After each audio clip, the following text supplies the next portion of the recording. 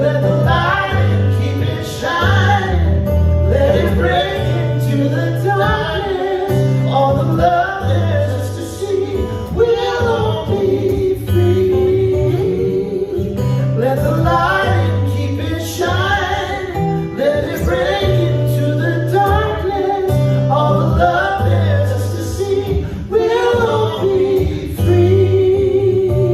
So tell your father, tell your mother, tell your sister, tell your brother, tell the world, tell everybody we'll all be free. Tell the lovers, tell the haters, tell the prisoners, tell the jailers, tell the world, tell everybody we'll all be free. Yeah. So tell your father, tell your mother, tell your sister, tell your brother, tell the world, tell everybody we'll all be free. Oh, tell the lovers now. Tell the lovers, tell the prisoners, tell the prisoners, tell the jailers, tell the world, tell everybody we'll all be free. We'll all be free. We'll all be free. We'll be free. We will all be free. We'll be free. Free. We'll all be free. We'll be free. Free. We'll all be free. Yes, we'll be free. Free. We'll all be free. Ricky!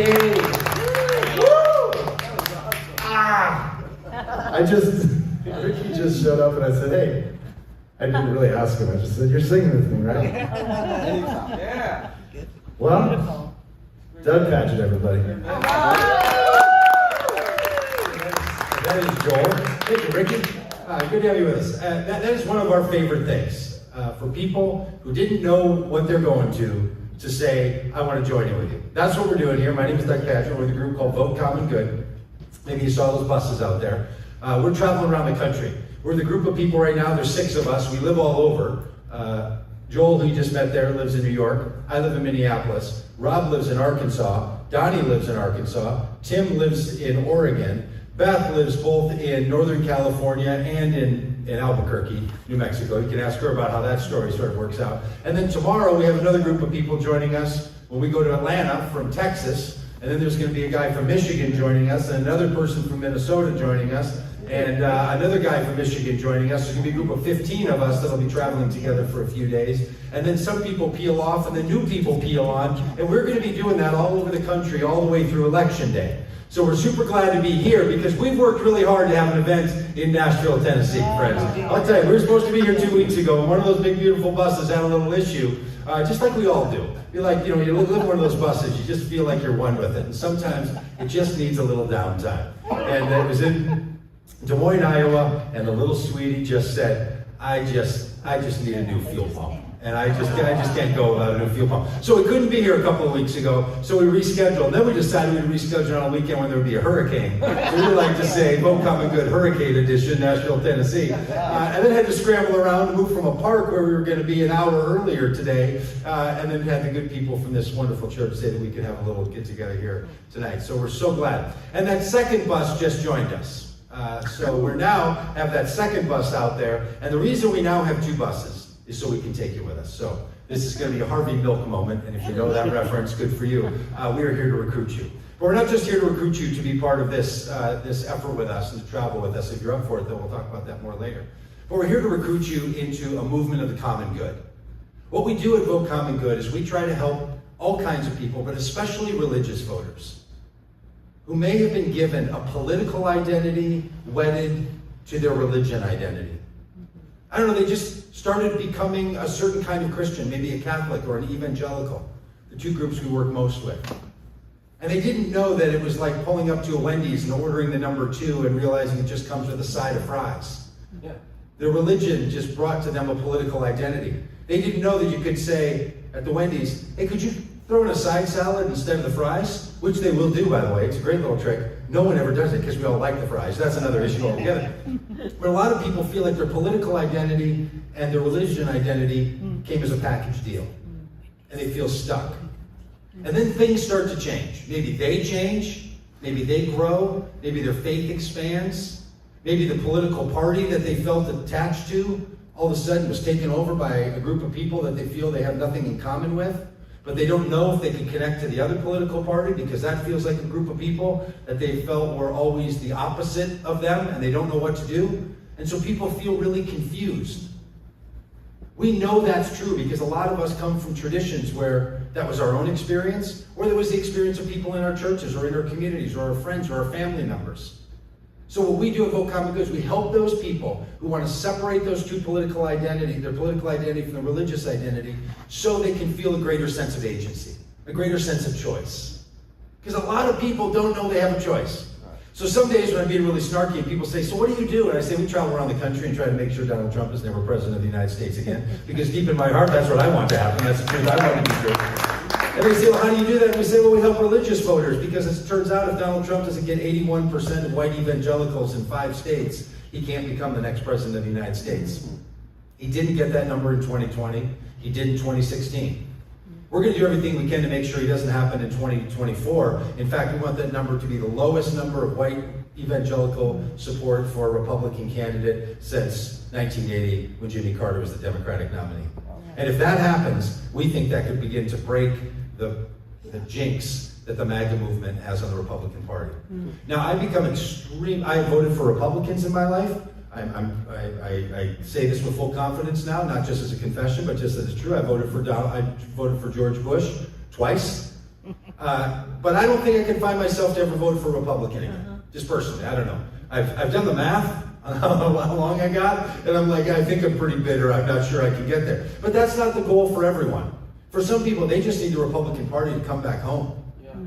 For some people, they just need to be done. We could spend all night talking about Donald Trump, and if you want to climb on the bus with us, I'd love to. But we're not here to tell you how bad that man is. He's like a self-cleaning oven. He does all the work for you. You can just listen to him. He'll take care of all that for you. We're here to remind all of us how good we are.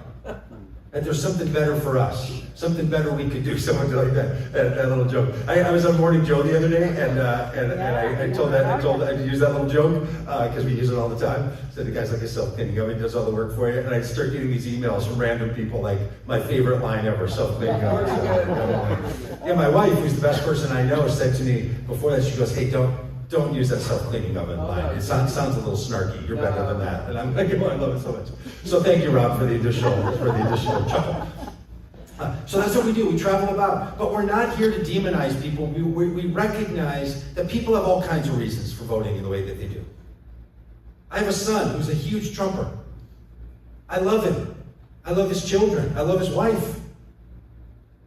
His ringtone, when I call him, is, I'm Donald Trump and I approve this message. And I think that's hilarious, right? Like, that's okay. He can be that way and we're still going to love each other. But I want to make sure that Donald Trump never has the power of the presidency ever again. I believe he's the light of the world, the salt of the earth, the beloved child of God, Donald Trump, just like everybody is.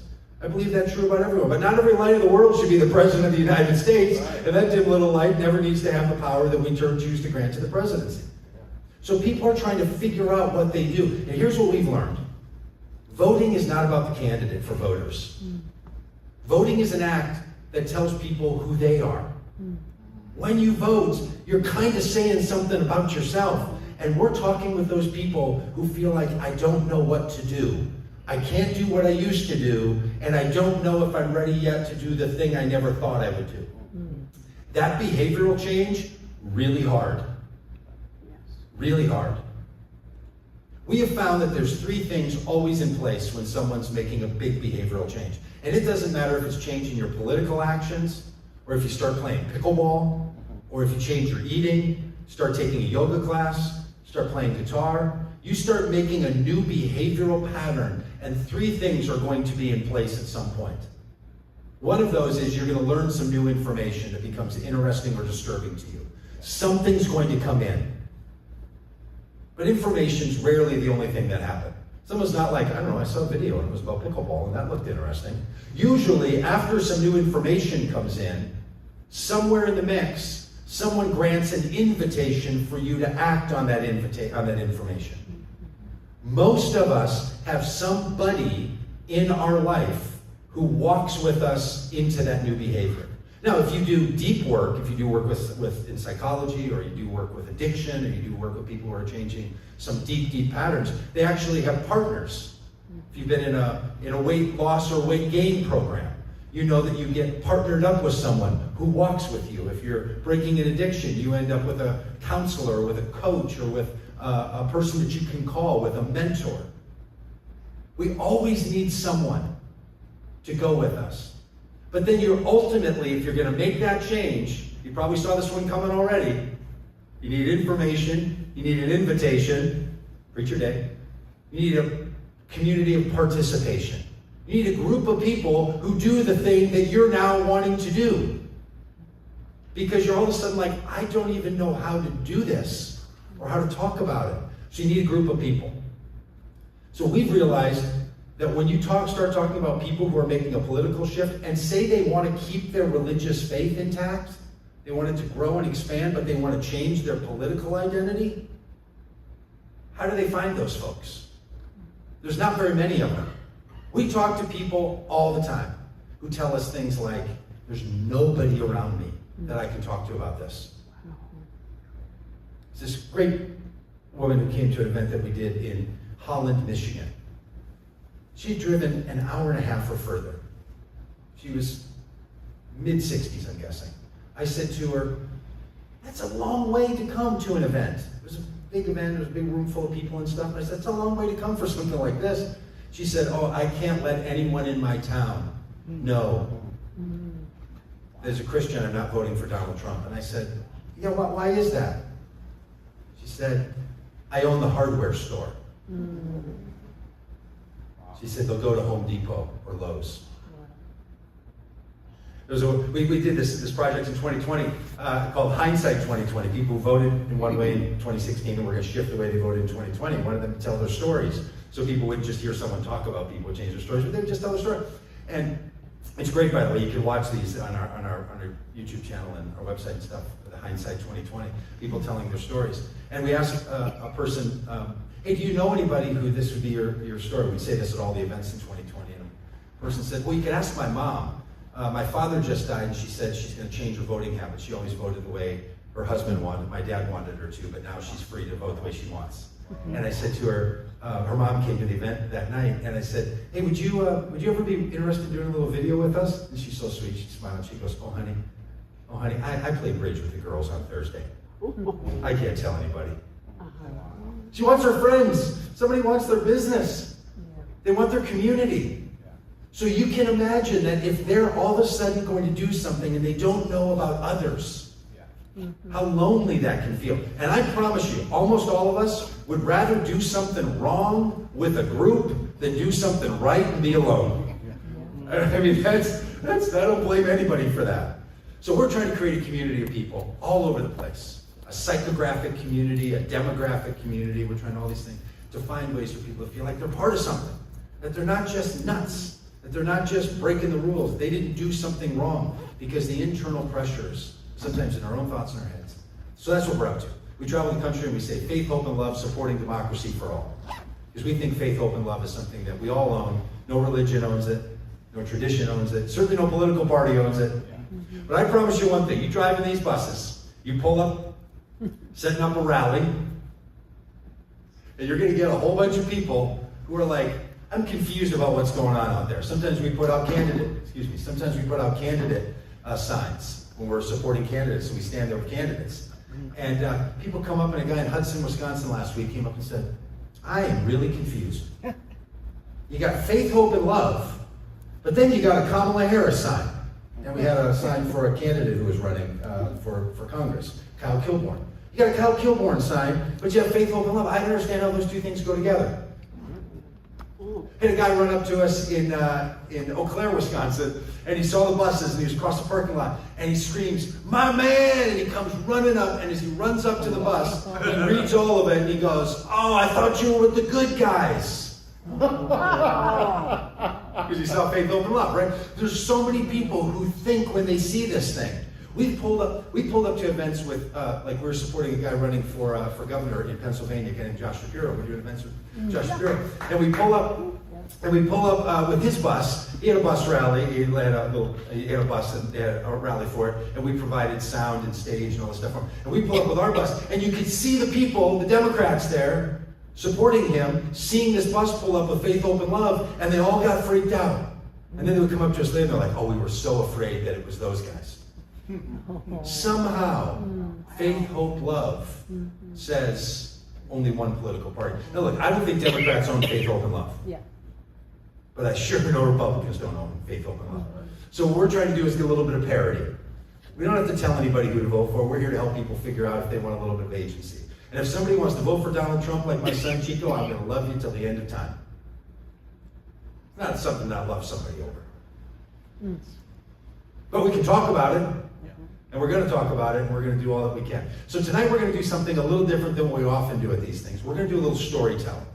So I'd love for some of you to be who are willing to tell pieces of your story about what's gotten you to the place where you are with your political identity and your religious or faith identity. Where do you see yourself? Where were you, maybe? And where are you going to find yourself?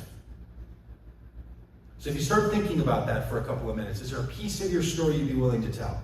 Some of these mics can roam around, so you can stay there, or we can move around. We do record these and we put them up. By the way, if you're not following our socials, all the stuff we do, we put them all up on. You can get more Faith, Hope, and Love than you'd ever want in a day. We're just out here all the time because we're doing this now like every single day. It's just really, really ridiculous. We're going to get to the how you can come do this with us in a little bit. But we'd love for you to tell pieces of your story. If you don't want to be on camera, fair enough. We're not live streaming this. By the way, a little insider secret. We often don't live stream. We record them, and then we post them as live streams later because we sometimes clean up. Sometimes things happen where someone's like, I'd rather not have that, on the internet. So that's what goes on. So this will go out as a live stream tomorrow, but we'll be able to cut out. So you feel free to talk about what you want. Just tell us if you don't want other people to hear. We're glad to have that happen. So be thinking a bit about what's a little piece of your story. How did you end up where you are? I want to tell you a couple of good news stories. We have been cared for and loved in our journeys. We've been doing this since 2018, not on the road constantly. But we did a tour in 2018, did a tour in 2020, and then there was a pandemic, and then we busted out of the pandemic in August of 2015 and did a walk from Charlottesville, Virginia, to Washington, D.C. to join in the anniversary of the March on Washington. So we did a 117-mile faith leader walk, and people walked the country, and we joined in that. And then we were on the tour for the rest of 2020. In 2021, along with Carol Fraser and others, we rode bicycles from San Diego, California, along the U.S.-Mexico border down to Texas, and then along the coast to St. Augustine, Florida, and making a documentary about that, which is going to come out next week, by the way, so you'll have a chance to start looking at that documentary about what's really going on at the border, crossing on both sides. So we were touring like that in 2020. Then in 2022, we were out, did stuff with Josh Shapiro and other people. We've been on the road. Been on the road this year since January. Did a faith and democracy event in North Carolina. And then we found out that a bunch of people were putting together a thing that they called the God's Army effort. What was it called? God's Army Militia. Do you remember hearing in January when a bunch of people wanted to get truckers to drive down to the U.S.-Mexico border in Eagle Pass, Texas, this sweet, small little town in West Texas? The governor of Texas has decided to make the crosshairs of his attack on the border. They were going to ride 40,000 trucks down there was the goal. We found out that was happening on Tuesday. They were going to be there on Saturday. So we find out on Tuesday, and Thursday, we fired up our bus and went down to Eagle Pass, Texas. Because they weren't going to be the only people with a big diesel vehicle there. We're going to tell another story. Turned out there were not 40,000. There were 4 trucks. It's hard to organize a national campaign. But the point wasn't just that they didn't show up in the numbers. It's the people there weren't what we thought they were. You start finding this out so often, how many people support you and care for you. They have a political story in their head that tells them who the enemies are, but then their real experience starts to change that. And the same thing happens to us. So a few weeks ago, we were in Pennsylvania. I can't remember the name of the town. Rob, do you remember? Potts. Town? It's close to Pottsburg or something. Close to Pottsville. With a Q. Hershey. We were doing an event with a person running for the state legislature there. And she's running as a Democrat. We were going to do an event by the side of our bus. And we put these flags up, and we put lawn chairs out, and we do this thing in the parking lot. And we'd asked the campaign about where they thought a good space would be, and we were looking for a space, and they were looking for one, and they suggested this parking lot of a restaurant that was no longer open. And so on this Sunday afternoon, they thought that would be a good spot for us to meet. We're like, that sounds great. So we thought they had called the owner to see if we could meet in the parking lot. They thought we called the owner to see if we could meet in the parking lot. Nobody called the owner. So we're set up. We got the bus. We got all this stuff going. A pickup truck comes driving into the parking lot. The guy gets out. And he comes walking up to me, and he's confused as can be. I said, hey, good to see you. And he goes, what the hell are you doing here? This is my property.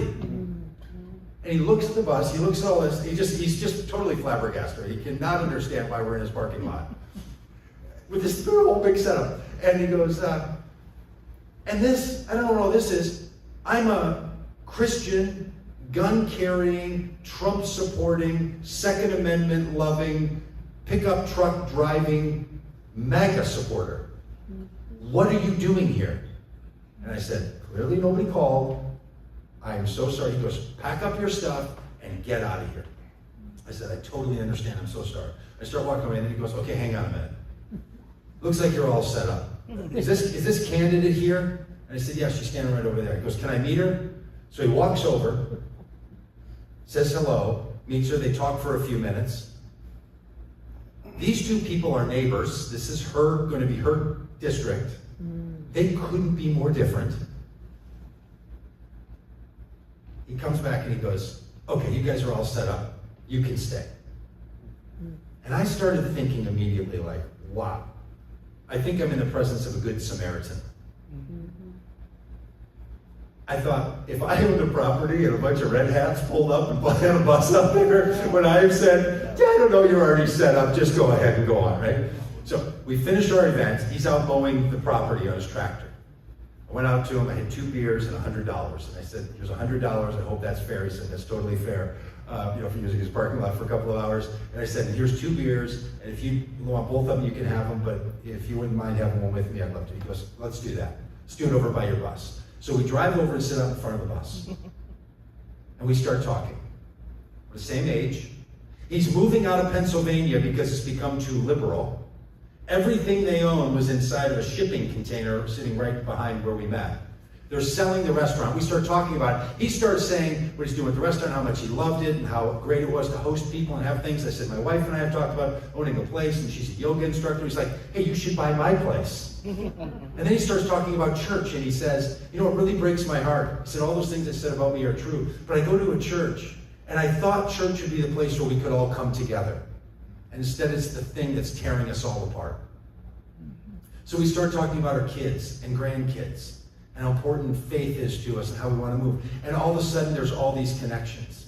And by the end, he says, hey, I hope your person loses the election, but I hope it all goes well for you. And I got to tell you, that's really encouraging. Yeah. He had all the reasons, and we just have story, and we've had Proud Boys at our events, and we've had them flash guns, and we've had them encorns, and people try to drive our buses off the road. Yes, yes, yes, all that stuff. But there are people, and I promise you, both he and I are changed people because of that experience. So maybe you have an experience like that too, and we'd love to hear about it. So we'll take a couple of seconds here. Will you sing a song while people do a little pondering about maybe a thought or a story you'd have to tell? And look, it can be a short anecdote. Better than a whole long story like I've been telling, you know, like do as I say, not as I do kind of thing. But you can also talk as long as you want. You're welcome to come up here and do it, or if you want us to bring a microphone to you. So, Joel, I don't know I'm surprising you with that. Sorry about that. No. Joel, hey, by the way, Joel met our group. Well, we sort of met a year ago at a thing called the Wild Goose Festival, but this July, It was hot. I don't know. we met at the Wild Goose Festival, and I would say these things, we always say this stuff, we're here to recruit you if you want to come on the road with us, and Joel's like, yeah, I'd do it. So a couple weeks ago, Joel gets on the bus, and now he's traveling around with us. So when we say we really do this, we're not even kidding, like really. I feel like anyone that knows me would Yeah, say that that would fit. Surprising. That was tight. Yeah. You're ready to type? So we're all figuring this part out together as we go. And we do have a bunch of regulars that are with us as well. It's not like people don't come back. I mean, it kind of makes it sound like people don't want to be around, but they do come back. So Joel is a musician and a poet and a thinker and a pastor. And so give us a little song, and if you don't, think about a story, and then Rob's going to come up after that I story. wonder if this might be the spoken word moment here. Oh, great. Yeah. Love it. This is my story. I don't think you've heard this one yet, though. So hopefully you like it. I hope so too.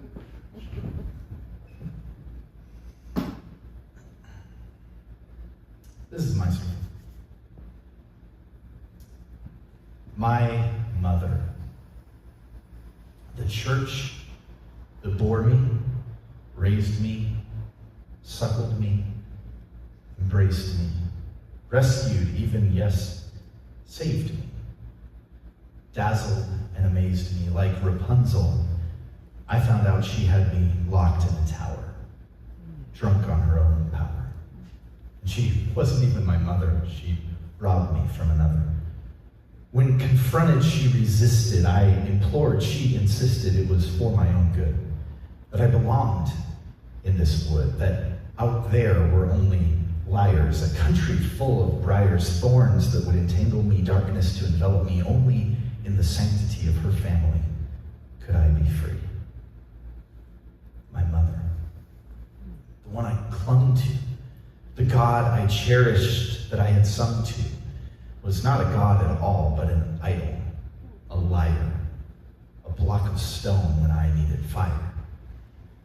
My mother, she said, my father was a God of justice and humble power, that he cares for widows and orphans and the poor and the oppressed, that a heart for the disinherited is beating in his chest, that he despises pride and corruption and lies and exploitation, that salvation was not just consummation, but an entire reorientation, shalom, a new way of living, a kingdom not of this world, not born of violence or coercion, but a new reality that rose and fell on this assertion that God is love, that God is light, that in God is no darkness at all. That the way to change the world was through humility as power, not through military might, but through the weakness of a flower. That the means were just as important as the ends. That sins, no matter how nobly intentioned, still condemn. I bought into it. I bought it all, lock, stock, and barrel. I did the research, found the teachers, became a preacher, bought the t-shirt. I thought it was real. I felt all the feels, put on the whole armor, used my faith as a shield. I read all the right books, went to the right schools. I got on track to become another fool. Knew all the right people, took all the right pills, voted for outrageous parties, paid heavenly bills. And no, whatever you're thinking, I didn't get deceived by the left. I just started reading the Bible and the words that Jesus said, the life that he lived, the people he loved, the religion he condemned, the hypocrites he snubbed. And the Lord and Master said, you will know them by their fruit. So I started looking around, started digging for the proof. And I asked myself, honestly, this mother of mine, this God that I worship, she says he's divine. He made us all in his image, but if that is the case, then why do all the pictures of Jesus have a white face? If Jesus loves mercy, not sacrifice, then why are we sacrificing our mercy for him? This man who cares nothing for mercy, for grace. This president who delights in dividing by race. We lined up behind him, we called him anointed, the same thing we call Jesus, Messiah, appointed. And you tell me this is somehow not the Antichrist? You told me even Satan can look like an angel of light. And if it were possible, he would deceive the elect, which right now looks to be around 81%. And it's looking like a whole lot of us need to take a step back. But my mother, back to my mother, she put a knife to her wrist.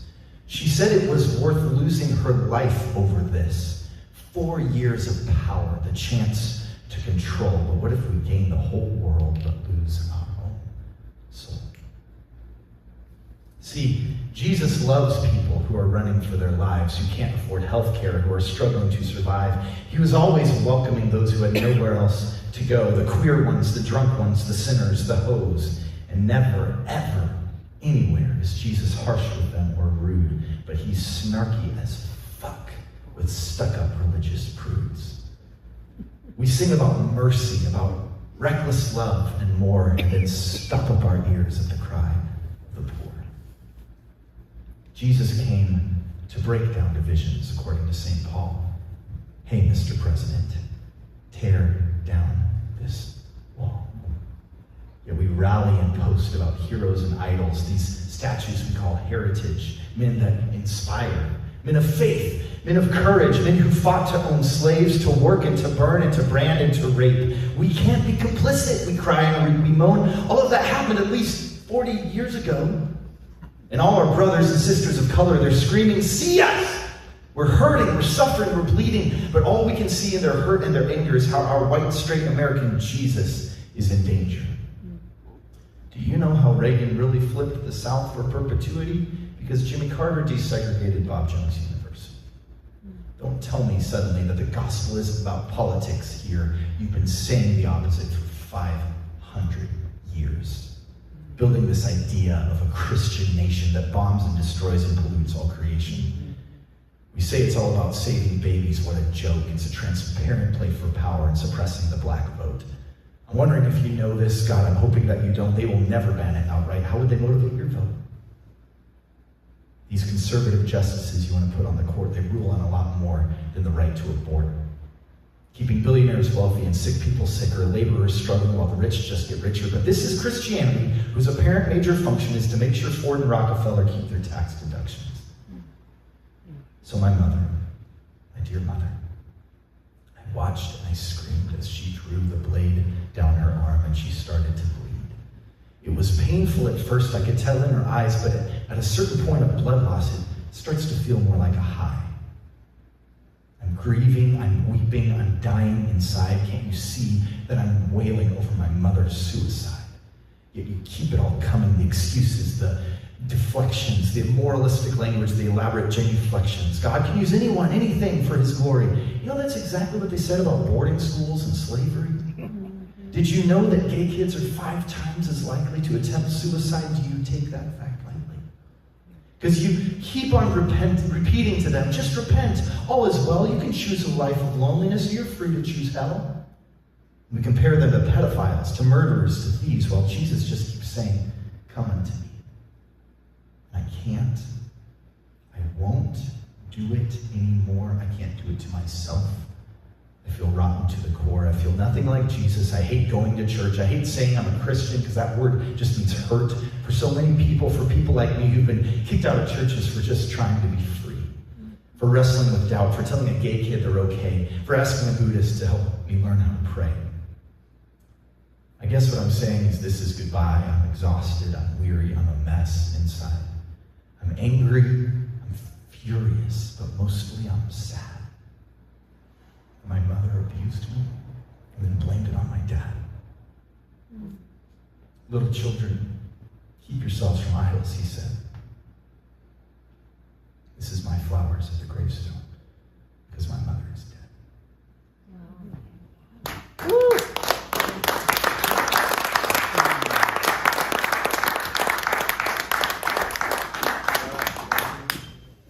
All right, so there's that. Thank you. I did love it.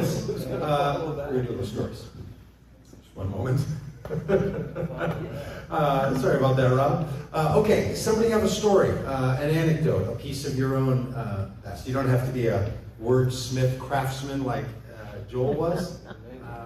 Certainly don't have to go long, but anybody a piece of your own story you'd be willing to share?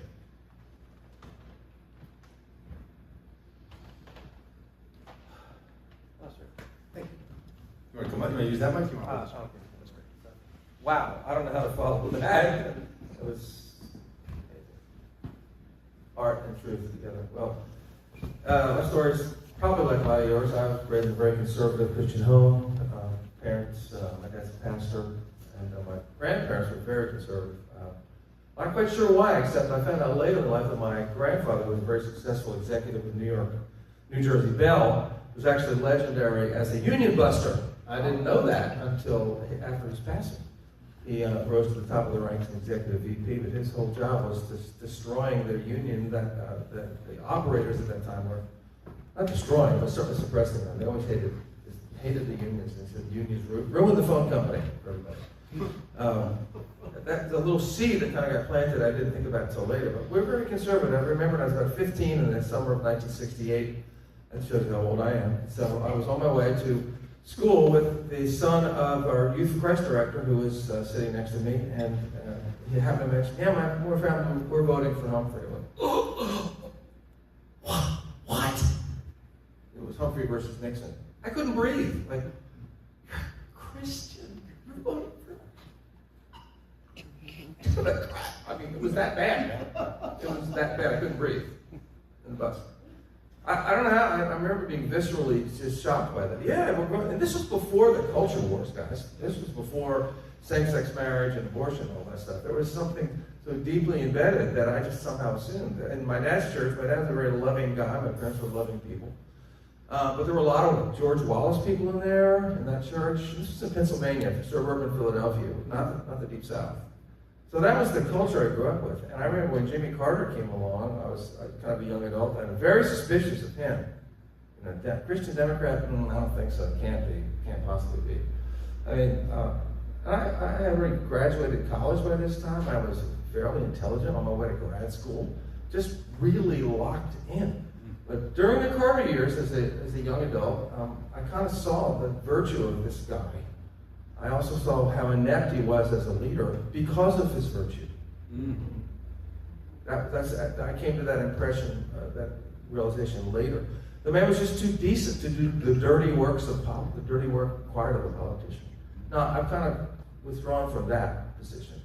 But so when Reagan came along, somewhat suspicious of him, saw through the artifice that it's kind of the performance element, and realized this decent, wonderful man, probably as a person, was involved in some very nasty stuff, suppressing union. Really, he kind of birthed the class warfare that we have inherited today, it seems to me. Well, the welfare Cadillac mom. You remember all that stuff? Maybe I'm the only old person in the room. But this very decent man sowed some really bad seed, that we have now inherited. But being part of the evangelical, and specifically the charismatic subculture, Carol and I sort of swung back around. We remember kind of voting for Clinton, but surreptitiously not telling anybody. And of course, that's when the moral majority and all that was really building in the evangelical church. And the two big issues, you know what they are: same-sex marriage and abortion. That's what they just hammered that, ignoring everything else that a Christian ethic, that a truly biblical ethic would teach you about loving the poor, the preferential treatment for the poor, justice, mercy, all those things that just got swept under the rug. All that matters are that two things, and of course we need a strident foreign policy to punish the evildoers. All this kind of warfare mentality that crept into our church way of thinking. And I remember thinking, and then the term biblical worldview came along. You guys remember that term? I actually taught and still teach a course at a little Christian college here called Biblical Worldview, but I think they're about to take it away from me. Because biblical worldview and evangelical mindset, I'm not here to slam evangelicals. I still are one. I mean, just barely. I'm hanging on. I would call myself now an Orthodox believer, is what I am, or maybe ex-evangelical. But I mean, I still believe the core doctrines of the church. But how this is, when we're talking about a biblical worldview now, it's basically an Old Testament kind of judgment worldview. There's very little of the Sermon on the Mount in a biblical worldview in the evangelical mindset right now, I would say. I'm having a hard time finding it anyway. Love your enemies, welcome the poor, the justice and mercy, the way Jesus interacted with people, the downtrodden, welcoming the broken, never judging. His main, I loved your comment, man. He really went at the snarky. I'm not going to use the word, but I love that you did.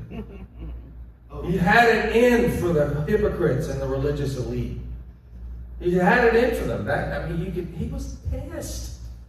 And we welcome the hypocrite and the religious elite now. We glorify them somehow. So it's all upside down. And as far as the issues that motivate us, we held our noses and voted for GW. But finally, it was halfway. You're talking about our journey, I guess, right? Our journey. It was after the Iraq War that my eyes were fully opened. That invasion.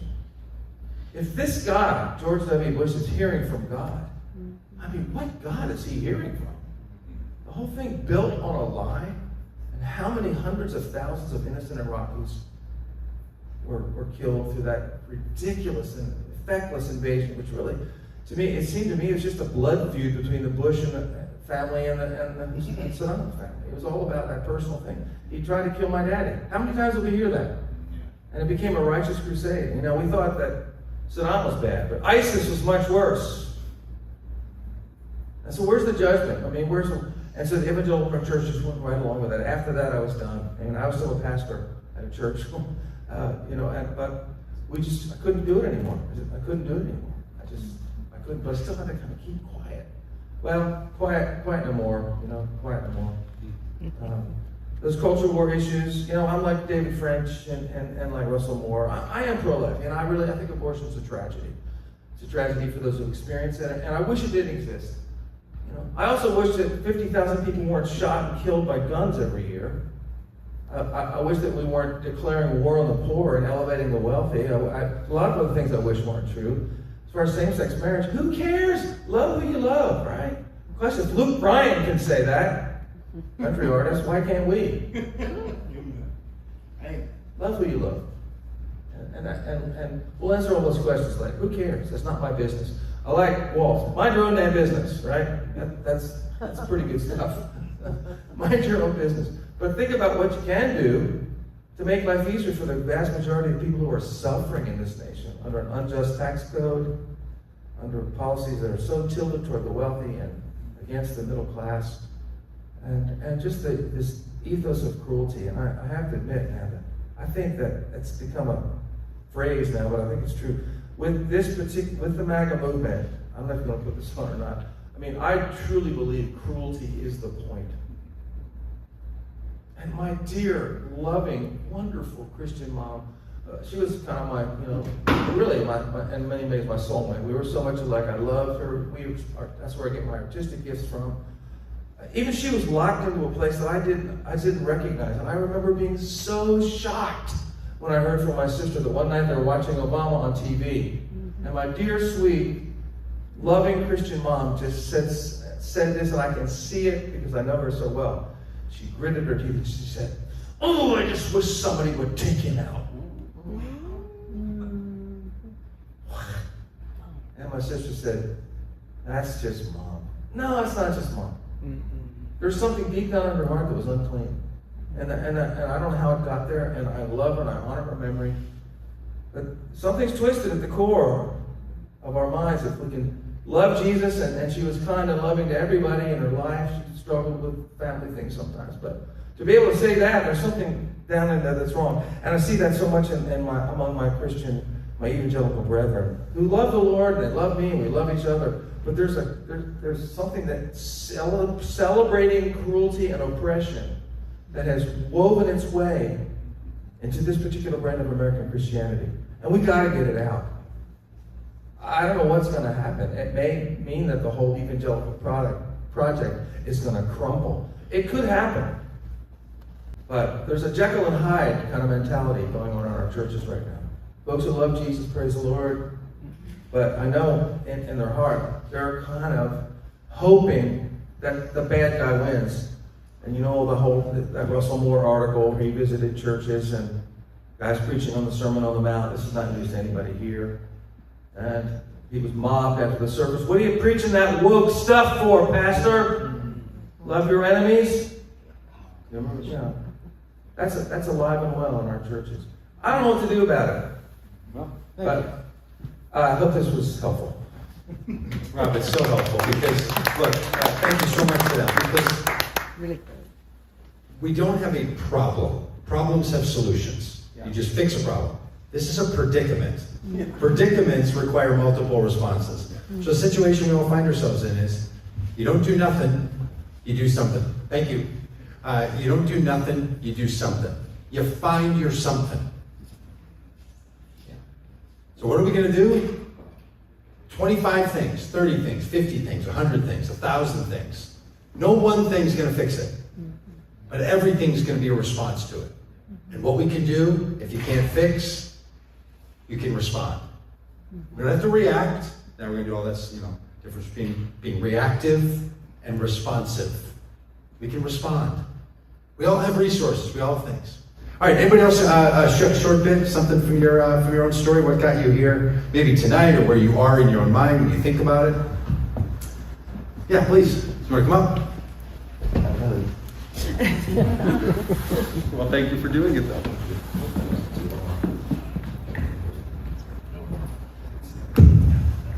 I'm in Stephen. No, you were here.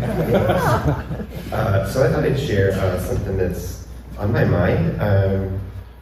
So my thought goes to, we all have stories, and stories are narratives, and narratives are rooted in ideas.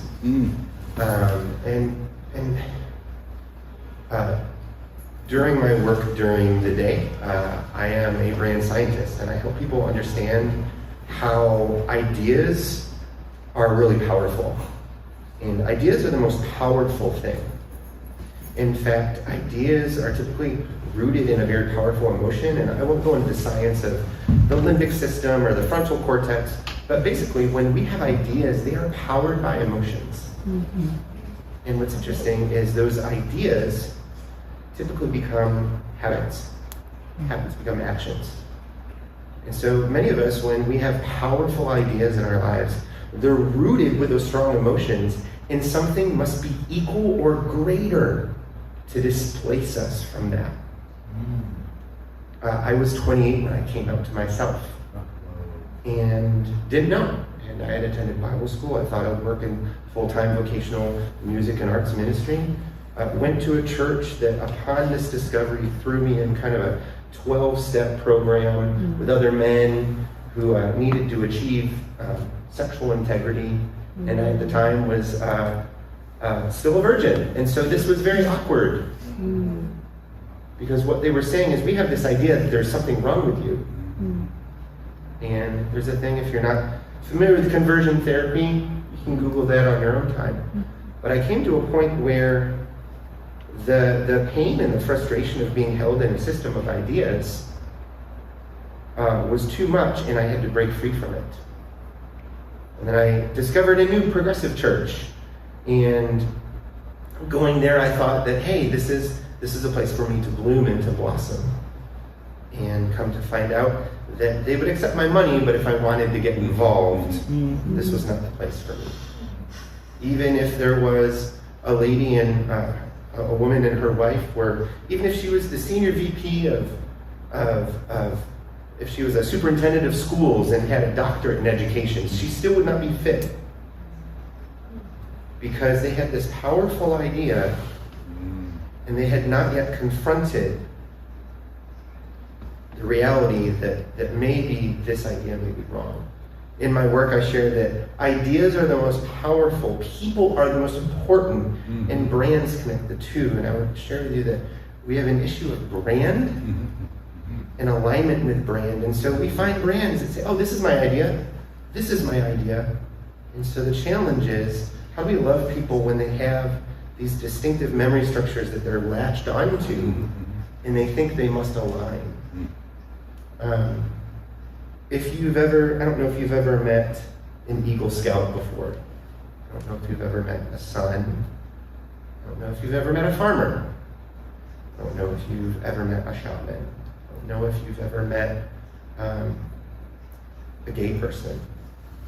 I don't know if you've ever met somebody who is autistic. I'm all those things. Now you can say that you have. And yet the irony is that you may have some ideas about each of those things. And now you have a decision. Do I invite curiosity and compassion in where I can explore conversation and possibly have a conversation that will shift. The last thing I'll share is this. Our mind has two systems. One is on autopilot 95% of the time. It's the reason you can talk on the phone, drive your car. It's called system 1. System 2 is only 5% of the time. It's why right now you probably can't tell me what 12 times 37 is without using all the resources in your brain. The interesting thing is curiosity and compassion has to use system 2. So it's really, really easy for us to go on autopilot with these ideas. Because they're ideas, and they're thoughts, and actions, and habits, and alignment. And so I thought I'd share that to just give a little scientific insight why this is so difficult.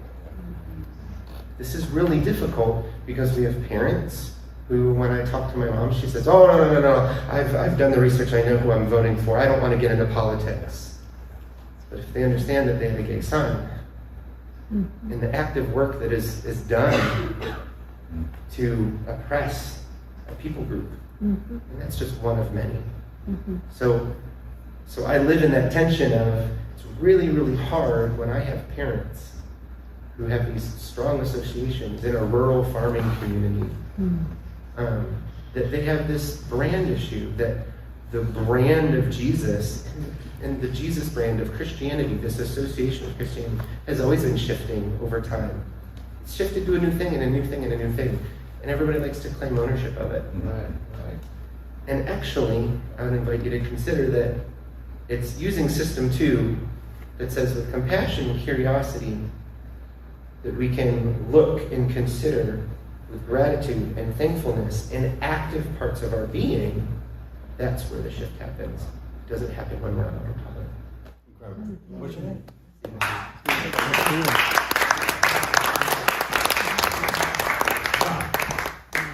Stephen, I hope you'll add to that list of all the things about you that you're a vote common good speaker. So thank you for being that. Anybody else? Okay, last chance. Anybody else want to share a piece? Yeah. Hi, I'm Elizabeth. I think what I want to talk about is permission and identity.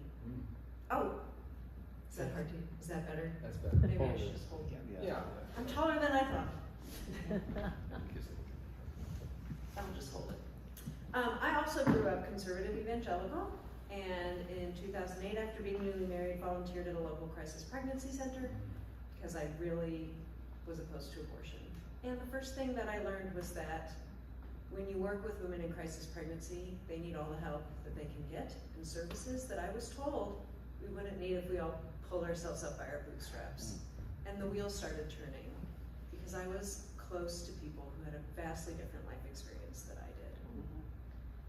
They probably didn't know that that was my beginning of a journey away from marrying conservatism to my Christian faith. And throughout a journey, I experienced infertility and adoption. We have 2 multiracial children who really opened our eyes to what we should have learned decades earlier. And we also experienced a stillbirth after doing IVF, and now another IVF baby who is 7 and really spunky. But through all of our journey, we look through our life experiences is what identifies us. And I ended up running for office for State House in 2020. I ran as a Democrat in Williamson County. Wow. And so you can probably tell what that means. And what was really illuminating was after we had experienced a stillbirth, I realized I could never tell a woman what to do in a crisis situation. But making that decision in 2020 when I ran for office to identify myself as pro-choice was a huge shift in identity, and not just a political belief or opinion. And I realized there are so many people in our lives who are questioning, who feel like in order to question their political views, they're having to question their identity.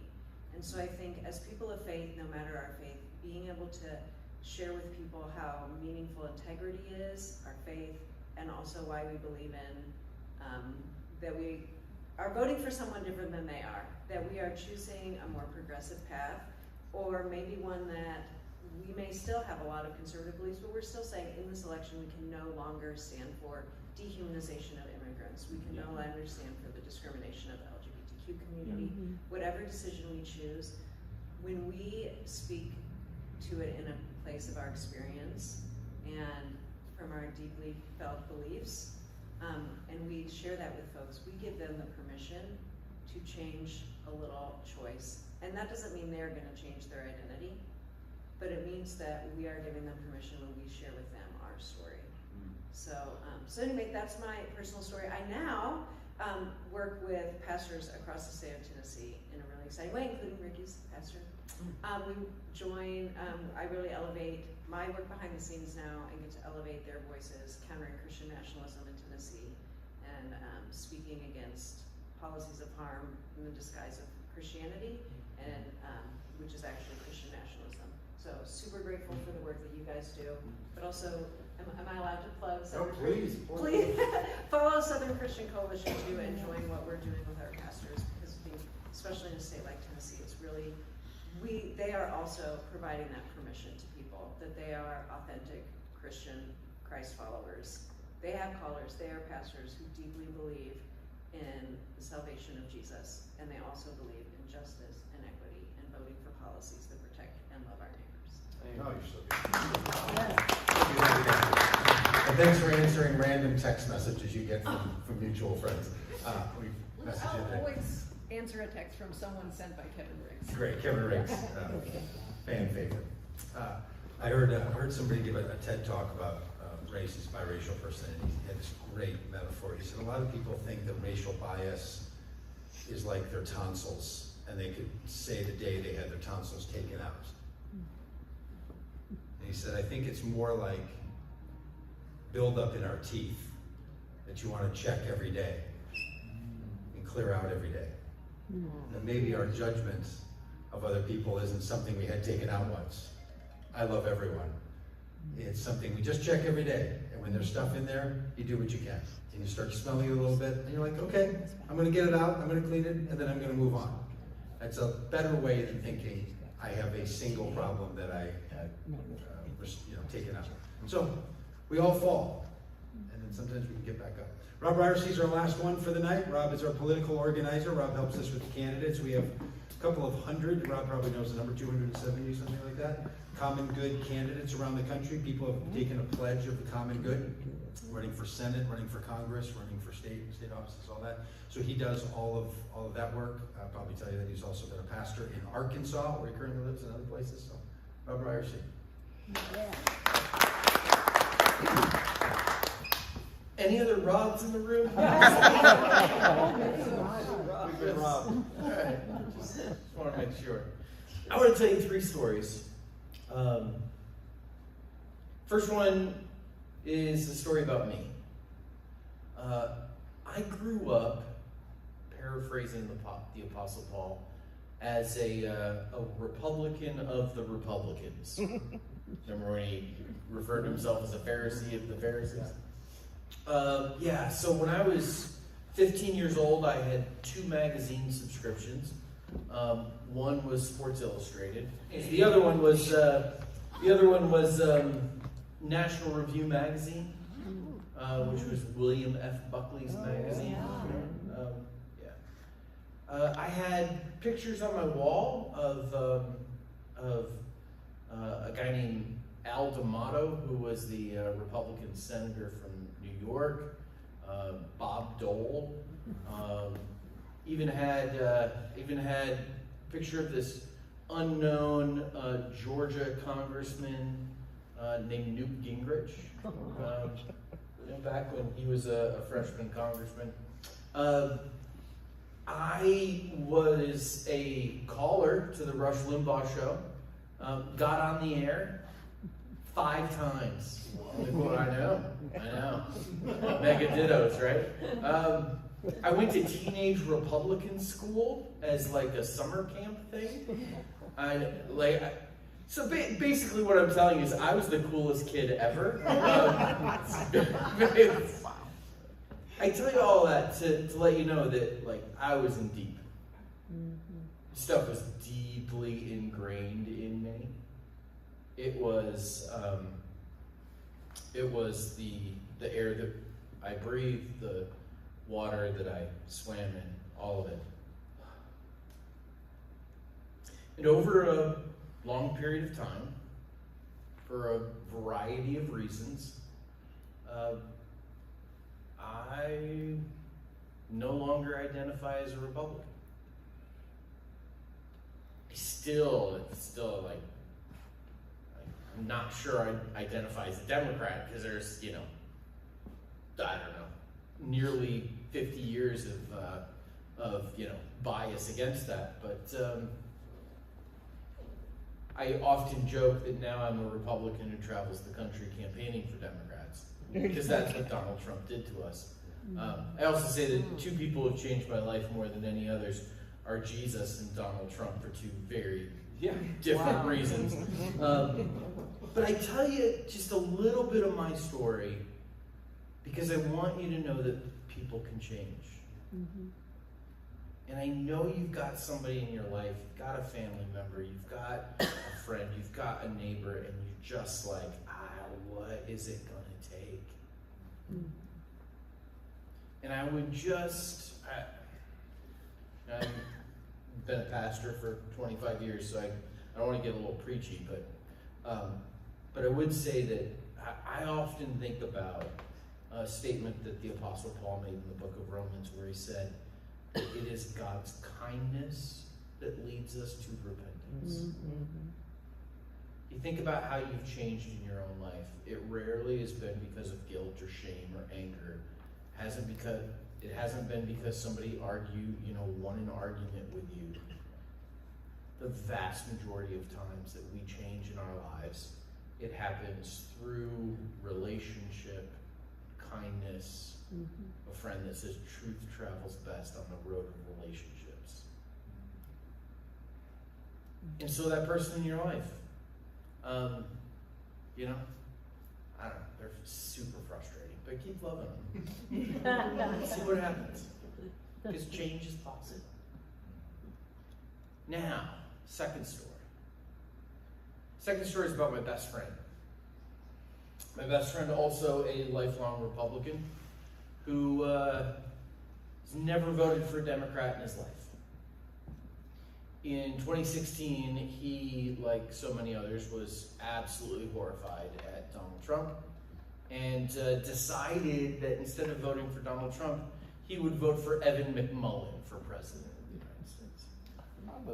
Yeah, there you go. And if you don't know who Evan McMullen was, he was like the conservative Mormon alternative to Donald Trump. It was like, oh, there's this horribly immoral man who's not really a conservative. We'll give the exact opposite choice for true conservatives. And Evan McMullen got, I don't know, a bunch of votes. Ricky's, my buddy Aaron's, and probably his own wife. Evan McMullen's wife probably. 2020, Evan McMullen didn't run for president again, and my friend Aaron left the presidential line blank. Couldn't vote for Donald Trump again. Couldn't vote for Joe Biden either. In 2022, in the state of Arkansas where I live, a lady by the name of Sarah Huckabee Sanders was running for governor. And she was running against a guy named Dr. Chris Jones. You have probably had the experience where you have gone to vote and you feel like I'm voting for the lesser of two evils, right? Those of us that voted in 2022 in Arkansas who voted for Dr. Chris Jones, we didn't feel that way. We felt like, oh, this is someone I actually want to be my governor. Sadly, he didn't win, but he was the type of candidate that inspired a lot of people and got them excited. He was the type of candidate that around Vote Common Good we call an exceptional candidate. And when we talk about exceptional candidates, what we mean is the type of candidate that someone's willing to make an exception for. Where they would say this, I would never vote for a Democrat, but I would vote for her. I would never vote for a Democrat, but I would vote for him. And Dr. Chris Jones was one of those Democrats that people, my friend Aaron, said I would never vote for a Democrat. And on election day, Aaron sent me a picture of his ballot. And it was bright red in so many ways that I was just like, oh, I can't believe you voted for, I can't, And at the top of his ballot, he voted for Dr. Chris Jones rather than Sarah Sanders. And here's the thing that happens with change. We often think that change is like this big crashing thing that boom, like everything changes all at once. The reality is that change, I like to use the phrase acupunctural interventions. Change is often just a small little thing that touches a nerve that begins to make a difference. And what my friend Aaron doesn't realize is that in 2022, his ballot turned just the slightest shade of purple. And it will never be less purple than that ever again. It's only going to get more and more purple. And we haven't talked about it yet. But I'm willing to bet that come 2024, he's going to vote for a Democrat for president for the first time in his life. And it's all because of that permission structure.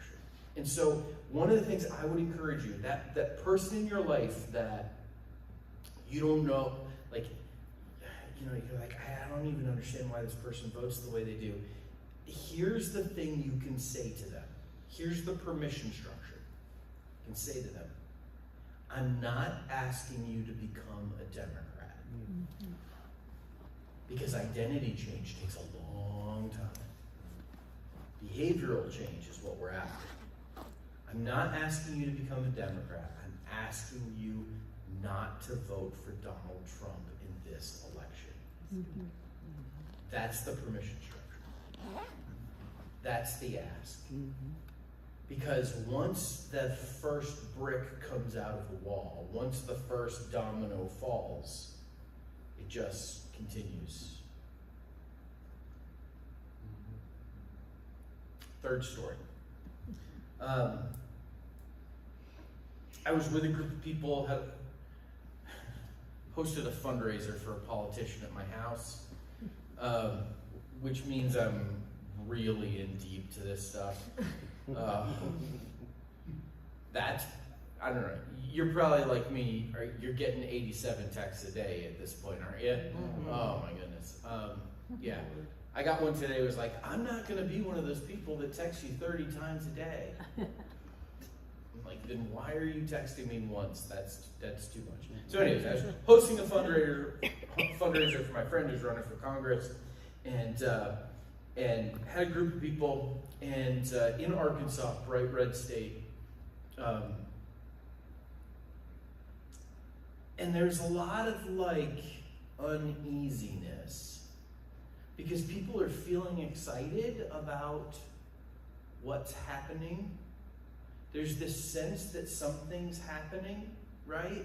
There's this sense that optimism is growing and there's some energy that's building, and at the same time, it's like, I'm not sure if I should feel that way. I'm not sure if it makes sense to feel that way in a red place like where I live. And I told that group of people something that I want to tell you. That excitement that you feel,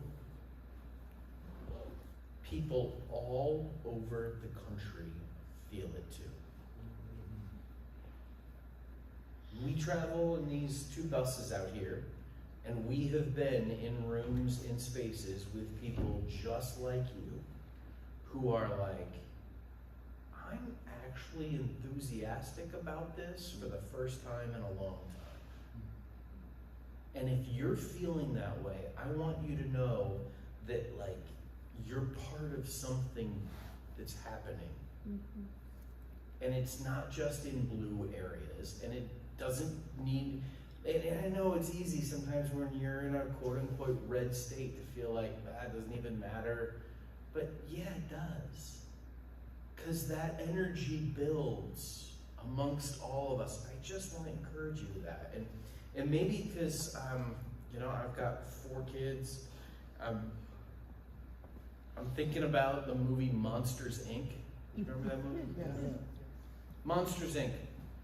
The premise of the movie is that there's this big evil corporation that employs the monsters to go and scare the kids at night because their screams, their fear powers the corporation. The corporation takes that fear and turns it into power that powers, you know, their, I don't know, their city or whatever. It's been a long time since I've seen monsters. And there's one monster that comes along named Sully who doesn't like to scare the kids. He doesn't want to do it. He likes to make the kids laugh. He doesn't want to scare them, he wants to make them laugh. And they go through this whole thing with Mike Wazowski, who tries to turn him into the proper monster, and he goes through all the training, and eventually he can't do it, and he makes this little girl that he's assigned to, he makes her laugh. And what happens when she laughs, and she's laughing hysterically, is everything lights up. Because the laughter, the joy, is more powerful than the fear. And our politics has been driven by fear on both sides for far too long. And it feels like we're realizing that the joy, that the optimism, that the laughter, that the hope is far more powerful. So I want to just encourage you tonight, lean into that optimism, lean into that goodness. Like, yeah, something's happening. You're part of it. And it might very well change everything. Thank you. Hey, before Joel's going to sing us out, I just want to tell you about ways you can be with us, and we'd like you to go with us.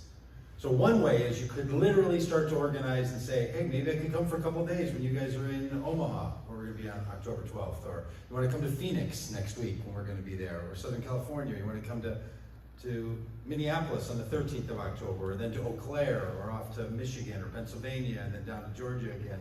Maybe you want to come with us, actually meet up with us, come along. We'd love to have you. We have vehicles, you can drive along if you want to bring your own, pick up your own hotel at night, you can stay with us. We run events, rallies, standing with candidates, all kinds of stuff.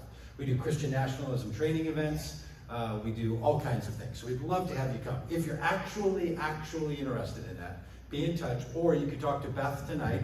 Beth is along, who has volunteered her time and energy and services, partly to help people who want to come along with us.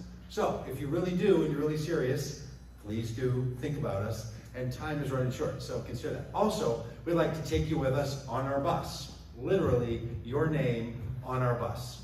You probably didn't see that the buses are signed. There's thousands of signatures on the one, but that other bus out there, we just met a few hours ago, just before we walked in here. We pulled up at 4:45, that's when we met that bus. No one has signed that bus yet.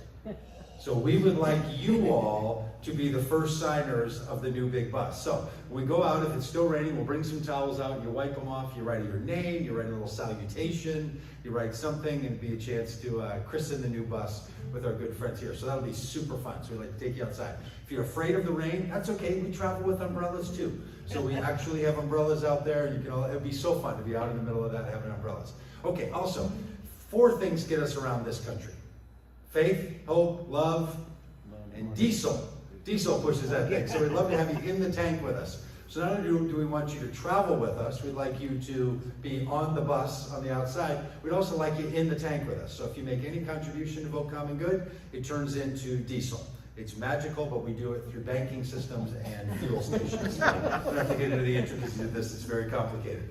We have a table over there full of stuff, none of which we sell, but also none of which is display items. They are gifts if you make a contribution. If you don't want to make a contribution, you want to take something, go ahead and just take something.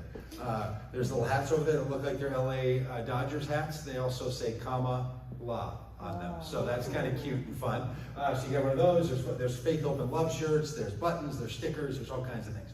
And there are postcards. The postcards are great. The postcards look like this.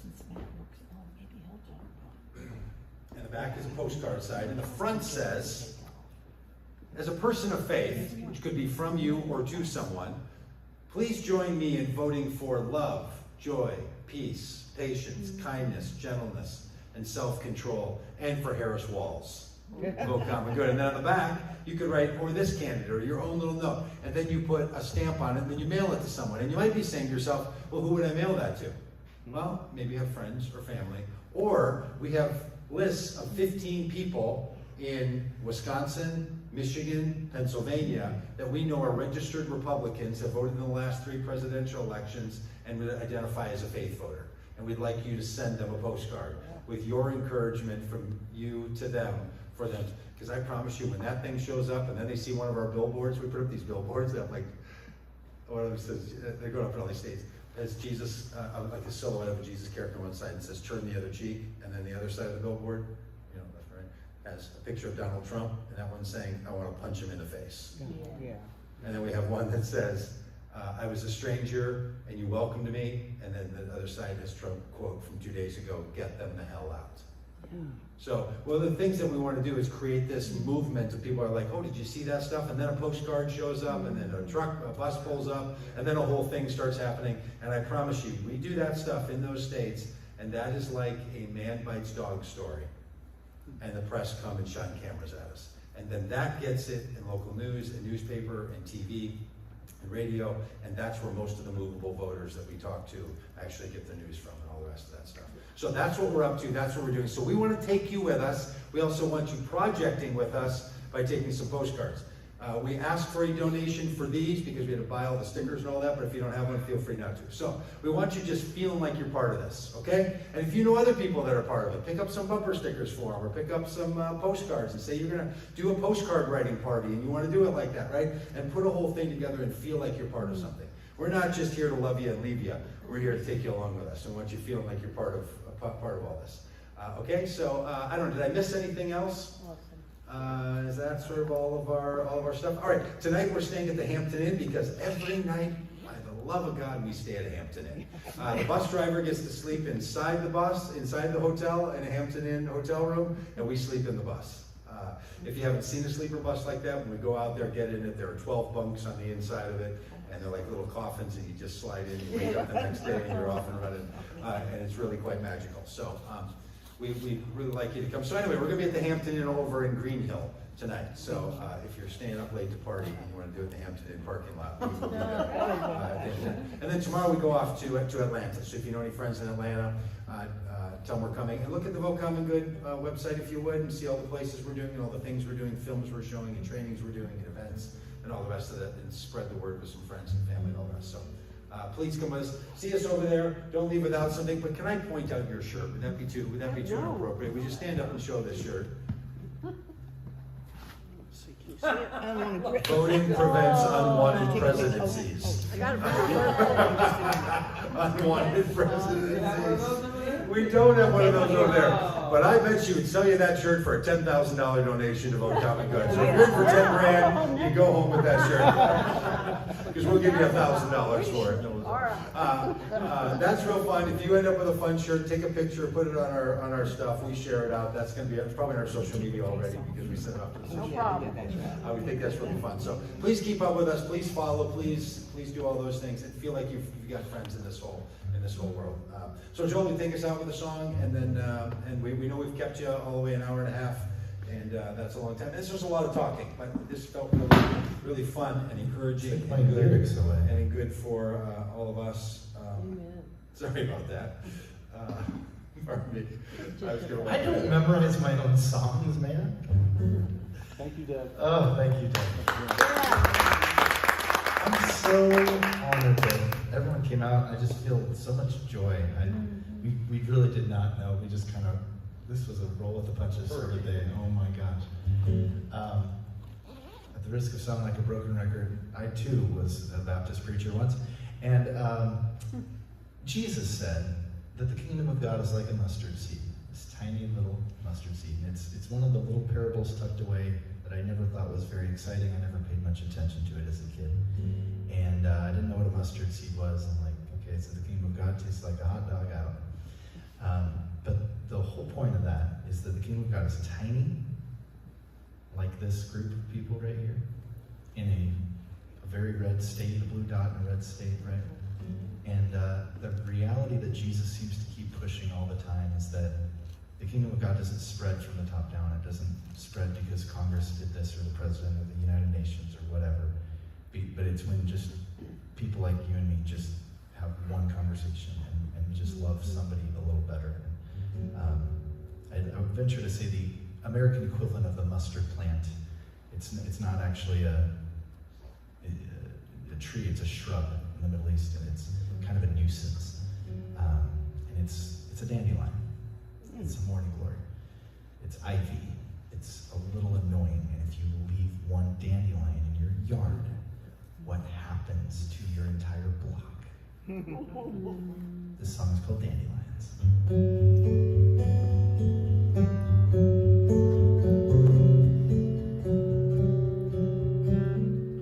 I want to live in a world where no one goes to bed hungry, no one falls asleep scared. I think it's possible to be the agents of change in a world gone crazy. And it's true, the healing of the world comes like the smallest seed, like a candle flickering in the wind.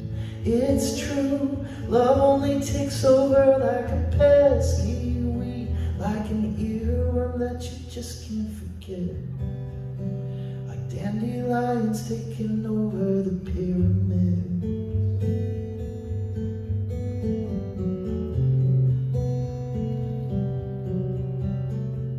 I think it's not unrealistic to melt all the guns down, make plowshares out of ballistics.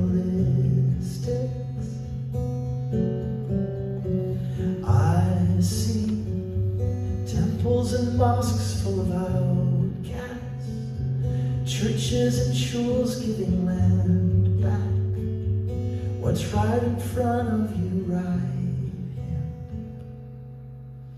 And it's true, the healing of the world comes like a maple seedling pushing through a crack in the stone. It's true, love only works like a pinch of yeast working its way through a batch of sourdough, like ivy covering over the Eiffel Tower. And the prophets say the world will be saved by a little child. God bless the grass, the scriptures are painted on the subway tiles in tenement halls. Blessed are the poor, blessed are those who mourn. It's true, the only way to live is to lay it all down, let go and just surrender it all. It's true, wisdom is learning to lean pierce through all the noise and just rest. Just rest, like morning glories taking over the Brooklyn Bridge. Like dandelions covering over the pyramids.